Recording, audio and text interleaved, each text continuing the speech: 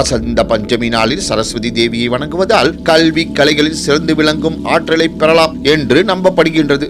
வரும் பிப்ரவரி மாதம் 2ஆம் தேதி இந்த நாள் கொண்டாடப்படுகின்றது.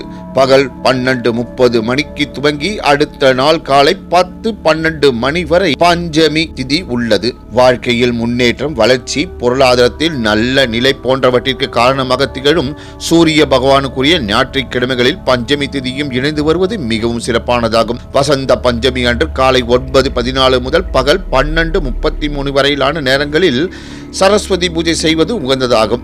இந்த நன்னாளில் முன்தினம் சனி பகவான் தனது இயக்கத்தை மாற்றுவதால் 3 ராசிகளுக்கு அதிர்ஷ்டமான பலன்கள் உருவாக போகின்றது. நீதிக்கு அரசராக விளங்கும் வலிமை மிக்க கிரகமான சனி பகவான் நாம் செய்யும் கர்மங்களுக்கு ஏற்ப பலன்களை வழங்கக்கூடியவர். சனி பகவானின் நட்சத்திர மாற்றத்தால் 12 ராசிகளின் வாழ்க்கையிலும் மாற்றத்தை ஏற்படுத்தும். அதிர்ஷ்டத்தையும் செல்வத்தையும் அனுபவிக்க போகும் 3 ராசிக்காரர்கள் யார்?